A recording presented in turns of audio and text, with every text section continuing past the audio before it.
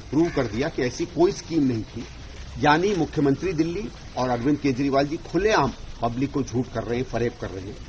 और किसी फरेबी स्कीम के अंदर अगर आप लोगों का डेटा लें, उनको स्कीम भरवाएं, तो ये धोखाधड़ी का मामला बनता है, जिसको हम लोग सामान्य हिंदी में 420 ही कहते हैं। और मैंने एलजी साहब से कहा कि जो भी इसका हो, तो उनका नहीं, इसकी हम चेकअप करवाते हैं। अगर इसमें कोई तथ्य होंगे और आप जो कह रहे हैं सही है, तो अप्रोप्रिएट एक्शन लिया जाएगा प्रशासन और पुलिस द्वारा। नमस्कार, द ट्रुथ के इस अंक में मैं प्रीति पांडे अपने सभी दर्शकों का बहुत स्वागत करती हूं।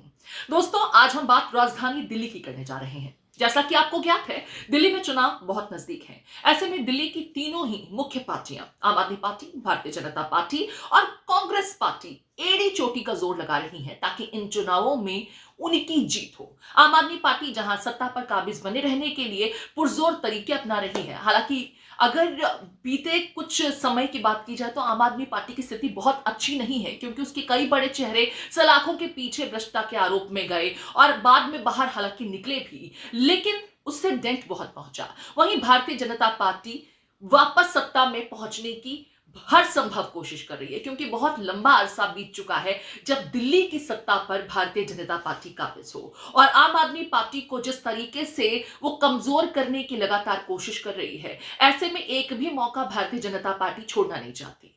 वहीं कांग्रेस पार्टी, जिसके हाथों आम आदमी पार्टी ने दिल्ली की सत्ता को छीन लिया था, उसकी भी भरसंभव कोशिश है कि वो किसी भी तरीके से दिल्ली की सत्ता पर वापस काबिज हो, और इसके लिए हर तरह के पैंतरे भी अपनाए जा रहे हैं। देखिए, कहा जाता है कि युद्ध और मोहब्बत में सब कुछ जायज है।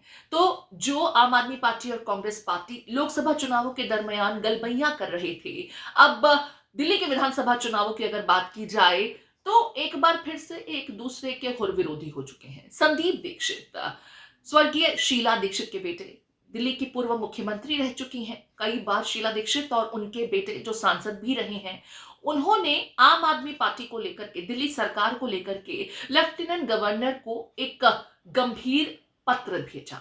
इस पत्र में आरोप ये लगाए गए कि उनकी आवास के बाहर पंजाब के विजिलेंस के लोग स्पॉट किए गए हैं, और ऐसा कई मर्तबा हुआ है। इसके अलावा भी उन्होंने अपने शिकायती पत्र में यह कहा कि पंजाब से दिल्ली के चुनावों को लेकर के फंडिंग हो रही है। बेहद गंभीर आरोप। और साथ ही साथ दिल्ली सरकार यानी आम आदमी पार्टी की तरफ से जो महिला सम्मान योजना की बात कही जा रही है, जिसके लिए दिल्ली में रजिस्ट्रेशन भी हो रहा है, बताया जा रहा है लाखों लोग अब तक खुद को रजिस्टर करा चुके हैं, इसको लेकर के भी उन्होंने कहा कि एक प्राइवेट बॉडी का लोगों की डेटा को एक्सेस करना क्या निजता का उल्लंघन नहीं है, और क्या ऐसा करना गलत नहीं है, इसकी जांच होनी चाहिए।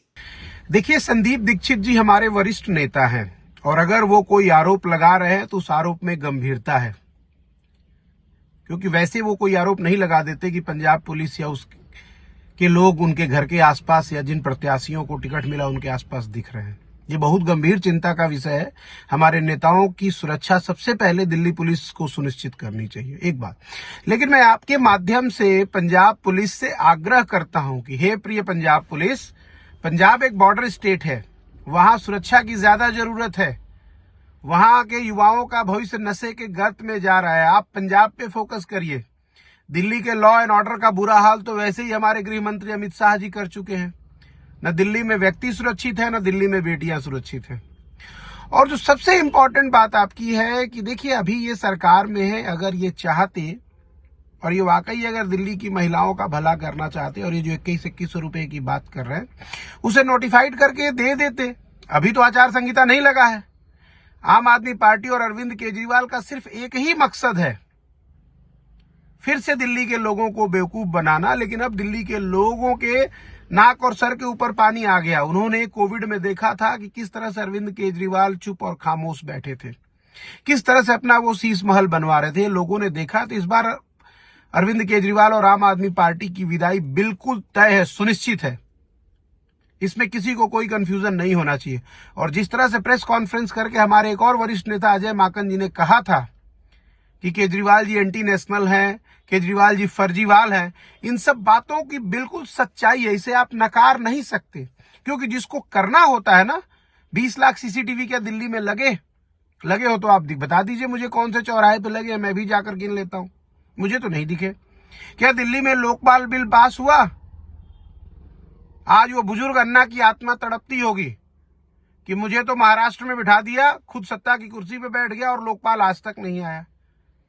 तो मैं स्वागत करता हूं एलजी साहब के इस व्यवहार और पत्र का कि उन्होंने कम से कम इस बात के लिए जांच का आदेश तो दिया है कि जो फर्जी डेटा कलेक्ट किया जा रहा है आम आदमी पार्टी के द्वारा, उस पर तुरंत जांच हो। और मैं आपके माध्यम से एलजी साहब से आग्रह भी करता हूं कि ये जो पैसे बांटने का खेल भारतीय जनता पार्टी के नेता कर रहे हैं, उस पर भी जांच जरूर होनी चाहिए। अब इस मामले में दिल्ली के लेफ्टिनेंट गवर्नर ने बाकायदा एक पत्र भेज दिया है डिविजनल कमिश्नर्स को, पुलिस कमिश्नर को, मुख्य सचिव को, और कहा यह गया है कि 3 दिनों के भीतर एक व्यापक विस्तृत रिपोर्ट जो है उनकी टेबल पर होनी चाहिए, जिसमें महिला सम्मान योजना को लेकर के जो बातें कही जा रही हैं कि प्राइवेट बॉडीज से जुड़े हुए लोगों के गोपनीय जो डेटा है उसे इस रजिस्ट्रेशन के नाम पर एक्सेस कर रहे हैं, इसकी जांच हो। साथ ही साथ पंजाब के विजिलेंस के लोगों का दिल्ली के प्रोबेबल कैंडिडेट्स यानी संभावित उम्मीदवारों के घर के आसपास दिखना उनकी निर्भय होकर के चुनाव लड़ने की कोशिश के ऊपर भी एक बड़ा आघात पहुंचा सकता है, और ये सिक्योरिटी के लिहाज से भी ठीक नहीं है। इसकी जांच दिल्ली पुलिस कमिश्नर जरूर से कराएं। साथ ही साथ क्या पंजाब से वाकई में दिल्ली के चुनाव के लिए फंडिंग हो रही है, इस बात की भी इन्वेस्टिगेशन होनी चाहिए। देखिए, इनकी ये जो योजना है इसमें कोई दो राय नहीं, जो महिलाओं को सम्मान ना देकर के एक फर्जीवाड़ा चलाने का काम इन्होंने जो किया है, क्योंकि ये योजना धरातल पर आ नहीं सकती है।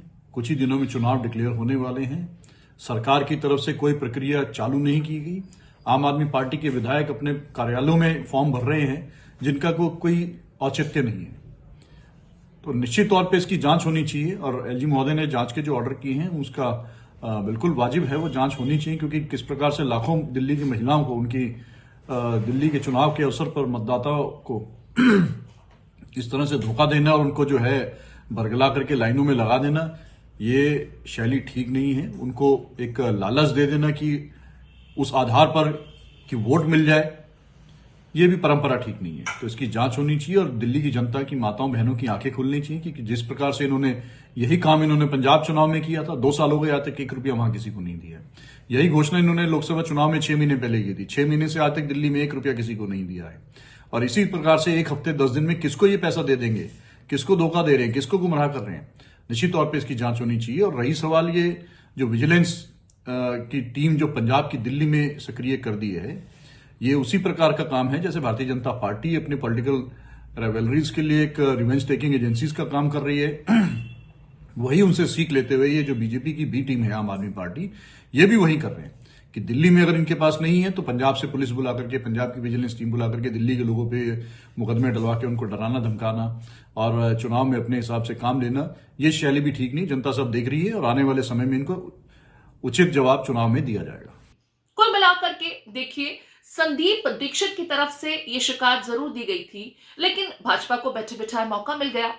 अब आम आदमी पार्टी का इस जांच के आदेश को लेकर के कहना यह है कि दरअसल दिल्ली में कांग्रेस बीजेपी की बी टीम की तरह खेल रही है, बीजेपी स्पॉन्सर कर रही है संदीप दीक्षित को, और ऐसे ही कुछ कांग्रेस पार्टी के जो कैंडिडेट्स हैं उनको अब यहां पर कुछ चीजें समझनी होंगी। बीजेपी की भी पूरी कोशिश है कि दिल्ली में जो लंबे समय से उनका सत्ता पर वनवास है वो खत्म हो सके। कांग्रेस पार्टी तो देखिए दूध का जला हुआ है, क्योंकि आम आदमी पार्टी की तरफ से ही उन्हें ये बड़ा नुकसान दिल्ली में हुआ था, तो वो तो हर संभव कोशिश करेंगे ही। दिल्ली में गलबैयां हो नहीं सकती, लेकिन अब जैसे जैसे चुनाव नजदीक आ रहे हैं, एक पार्टी जनता को रिझाने की कोशिश करती है तो दूसरी पार्टी उसी में कमियां निकाल करके उसे डेंट पहुंचाने की कोशिश कर रही है। एलजी ने 3 दिन का वक्त दिया है और इस पूरे मामले में एक रिपोर्ट की बात की जा रही है, जिसके बाद आगे जो एक्शन होगा वो देखना बहुत महत्वपूर्ण होगा कि रिपोर्ट में क्या कुछ कहा गया है